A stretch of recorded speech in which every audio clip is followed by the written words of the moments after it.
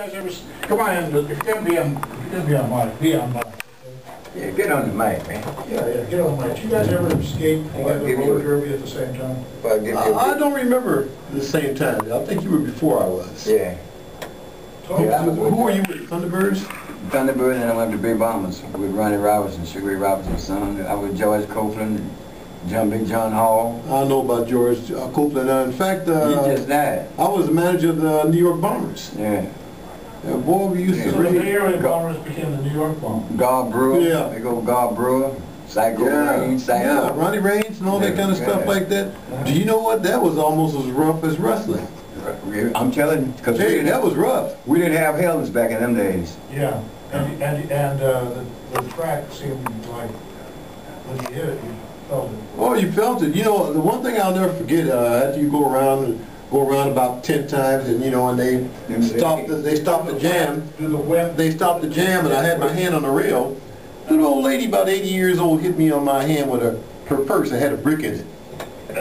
Boy, my hand puffed up, all that, and I wanted to attack her. I said, nah, isn't that something? My hand was puffed up for a week. Now that was covered by, I mean, Channel 5 was there. Yeah, Dick Lane was an MC. Yeah, that was something else. Yeah.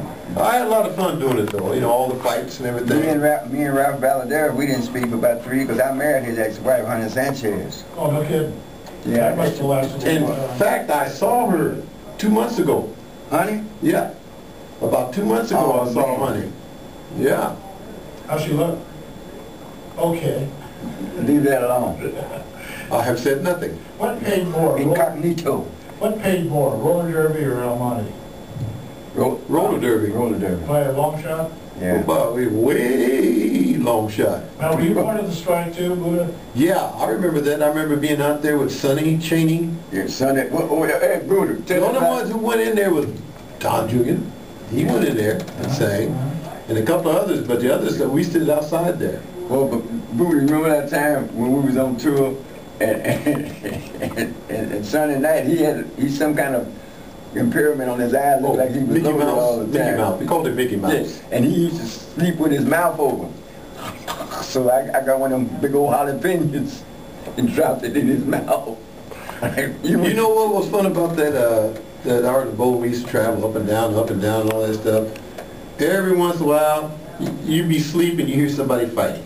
Yep. So they would stop the bus, let them out to fight whoever was fighting, and half the times I say, I'll catch them in the morning, you see who's bruised up. Yeah. So as soon as daylight came, you walk up and down the aisle and look and see who had the bruises.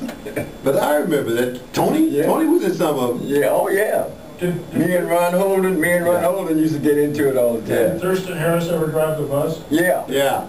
Everybody got drunk. Everybody was drunk and loaded. And the bus driver, he passed out. Yeah, he passed out, you know, sitting in the behind the bus driver's seat with his mouth open. We way up there, man, and done a pass, way up there, coming from Reno. Yeah. And Jeanette Baker looked down and she said, ah! She said, don't bother, leave him alone. What she said, when we get down on level ground, we're going to kill him. We're going to kill him. If he doesn't kill us first. Yeah, we had a lot of fun on that. Oh, yeah. I can imagine. Yeah. You know, everybody would, what got me, everybody would get their little $2, I'll say $2, close to it. And Art LaBoe would sit in front of the bus with a briefcase full of money. Yep. You remember that? Yep. And old big old fat Henry. Yeah, oh, Henry, his boy. And that was his bodyguard? Yeah. That was to keep the... Supposed to be. Supposed to be remember when bodyguard. Vernon told Jimmy, said, Jimmy, go up there and knock Henry out and get my money. And Jimmy Green went up there, pow! Oh, that's when I found out that Dewey had some sugar in his tank. When we was up in the mountain, remember, and we didn't have the chains on the bus, and the bus started sliding, going over that thing. And I said, Dewey, wake up, man. Well, what's the matter? What's the matter? I said, the bus going over. He said, oh my God! I said, That is. Took that bus to find out what you is. Sugar in his tank. Hey, had that sugar in his tank. I've never read it without. You know what? I think we could write a book just on that travel. Oh man. Because we used to meet over there at Western and Exposition. catch the bus over there, Nightlife or something like that. Club Nightlife. Nightlife, yeah, with Johnny O, we used to catch the bus over there. Right That there. was the bus stop. That's when Yeah, Richard Berry. So Oh, man, everybody you knew name to it. show up at Exposition and Yeah, Western. Rose in the original. If you want to be on the show, Yeah. you show up there. You Yeah. show up there. And I missed the bus one time, all my clothes on the bus, so I took a plane with Hal Zach and we flew up to San Jose. You know, and I don't like nobody's airplane, boy.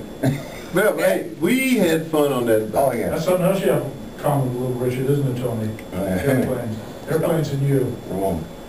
But you could handle the bus, even though the bus was probably 100 times more dangerous. And we went in this motel, and Vernon took a lamp, I took 2 pillows and blankets and everything, so the proprietor called the police, and we saw the police coming. We used to see the blanket and pillow going out the window. The police going around ducking. And then in the middle of the night, I remember the cops coming and knocking on your door. Oh. You open the door, there was bright lights out there, spotlights and everything, and there was some girl you couldn't see, a couple of girls, and they say, is this the guy? Is this the one?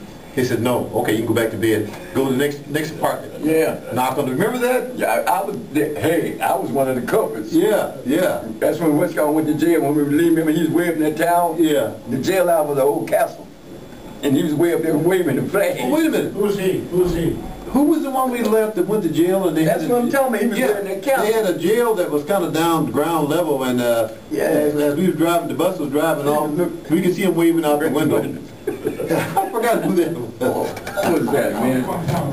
Yeah. Come Oh, on. we had some fun back in them days, though. What's the one that sang No More Carlton? No More. Oh, Carlton Beck? Yeah, I think it was Carlton Beck. Yeah. He was, Yeah. It was Carlton Beck. George Bertola thought he was the next Jesse Belvin. Yeah. Oh, he had the voice. He had the voice. And he had the... But then he wasn't singing with his group. He was singing with Frankie Irving. Mm-hmm. He was backing Frankie Irving up. Mm-hmm. Yeah, I remember Don Johnson. Yeah, Don D. Bobby, Ballroom. that sang Zippity Doo Dah. Oh, Bobby Sheen. Bobby Yeah, Sheen. Bobby Sheen. Every time we got someplace, we had a big race. Yep. Me and him, because I was still in school. We'd have a big race, and everybody bet all their money, and I said, Bobby, you win this time. You know, next time we'd get their money for the other one, and I'd win the next time. Oh, man, we had things going. That's called the Art LaBoe shows in town, huh? Oh, Hey, man. hey. Okay, but before Art LaBoe and after Art Brewer, a guy named Art, it was Johnny Otis. And this is what Tony was doing.